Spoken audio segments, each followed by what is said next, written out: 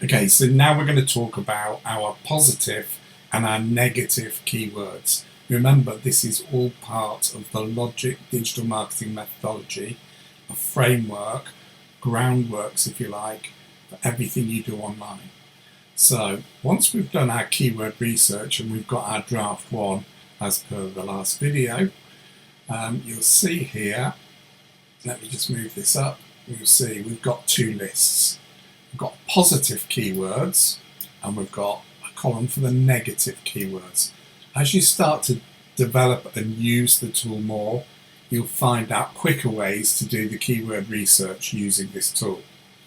So basically the first thing I think we need to understand is what is a positive keyword, what is a negative keyword. So a positive keyword is a keyword that we think is going to drive the right traffic.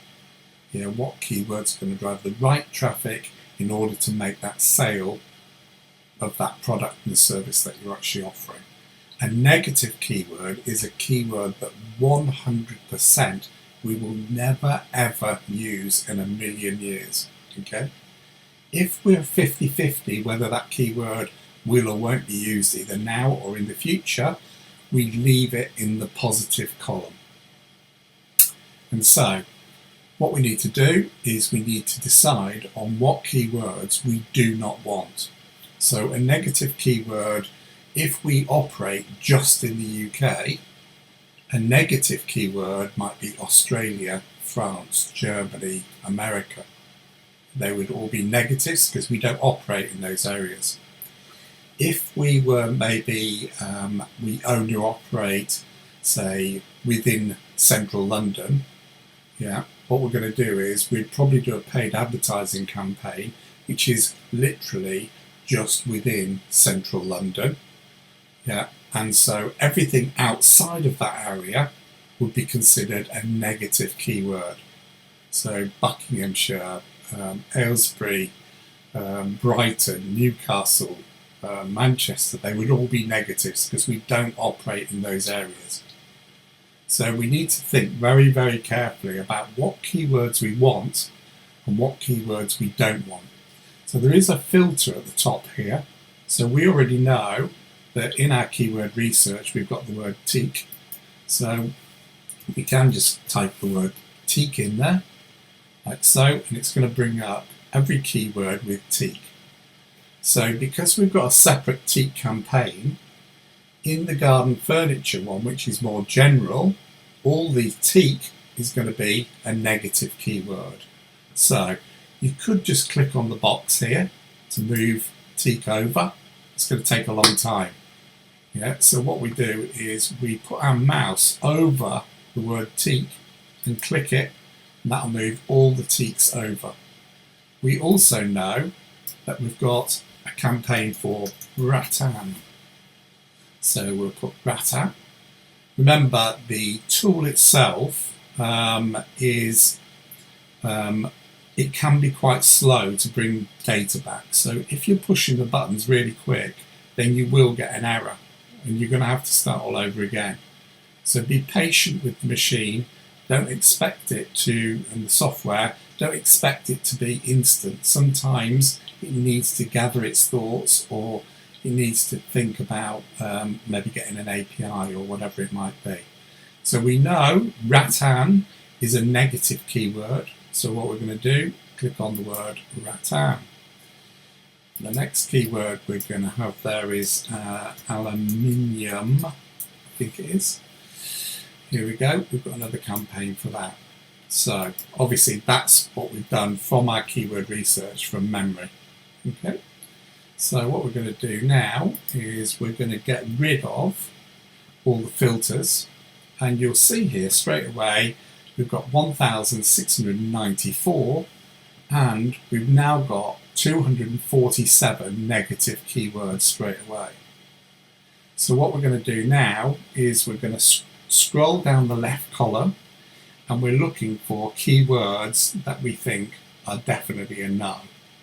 Okay, so if we had a table campaign, for example, we would probably click on table, and that way that would be a negative keyword in the overall garden furniture campaign. So this is where a lot of thought needs to come into what you're doing, because obviously this will affect what you're doing later. So as we scroll down this list, I'm looking for anything that could possibly be something that we don't want. So the range, for those that don't know, is actually a shop in the UK, same as Argos is a shop in the UK. So these are brands. So this is a company decision whether we think we want to target those separately in a campaign, or whether we just don't want to target those specific shops. So for example, if you know somebody wants something from Argos, part of the mindset is, okay, well, they've already decided they're going to Argos. Yeah, but part of it is they don't actually know what products you sell, and you might sell better or maybe more reasonably priced items than Argos, and you could actually make a sale with it. So it's debatable whether you use things like the range, Argos here. Asda here is a supermarket in the UK, so Asda may be a negative keyword. So again, it depends really on the business and how it feels about brands. For this exercise, just to give you an example, what we're going to do is we're going to get rid of the brands that we see here. So here's Asda. Just going to click on the word Asda, give it a little bit of time to work it out, because it has to search the whole of the list, remember. Click on Argos, and we're going to get rid of here the range. So range, if somebody put in garden furniture range, we've just deleted the word range, haven't we? So if we go to the negative column, yeah, we can see which of those keywords we've just got rid of. So again, just have to work with the tool. And here we go. So you can see, is it a keyword that we want to get rid of, basically? So we can look at the keywords in the negative column and decide whether we want them or not. So here you can see the word IKEA. So you can click on IKEA. We've got the word B&Q. So we don't want B&Q. So I'm just getting rid of all the brands. So teak would probably be hardwood. So we know we've got a separate campaign for that.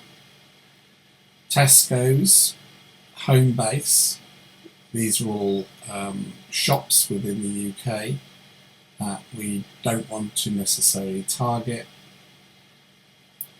So of course these could actually be opportunities. So what you could do is you could have a campaign with these keywords in, and then you could have a separate campaign that is targeting the different shops.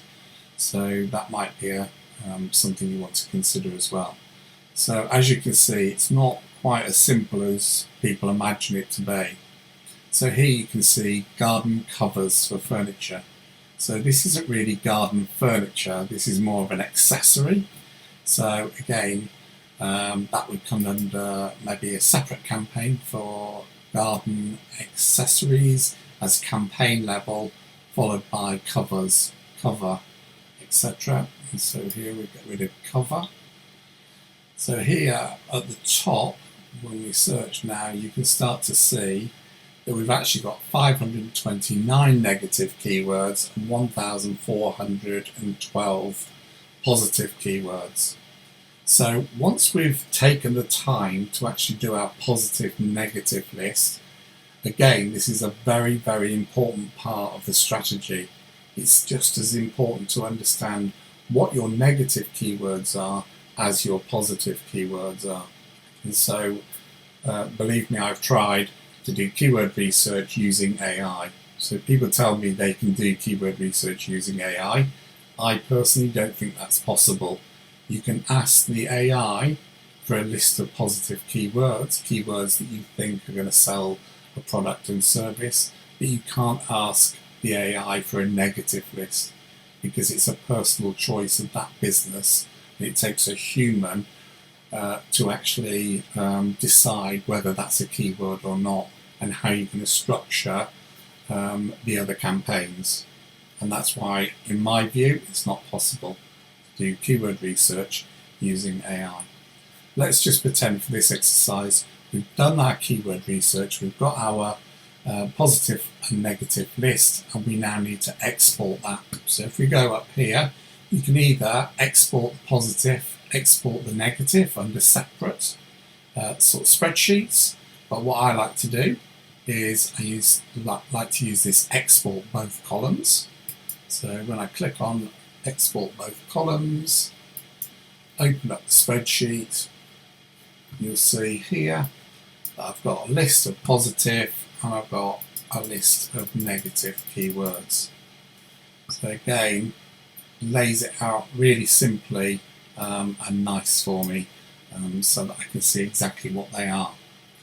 So the next thing I would probably be doing with these negative keywords is going through and actually clicking and looking for a single keyword. So for example, you can see this word oil. This one's got the word oil. This one's got the word oil. This one's got the word oil. So basically I would take the word oil as one word and remove all of the other phrases. So oil is the negative keyword, yeah, as a broad match. Okay, so that's how you would do your positive and your negative keyword list.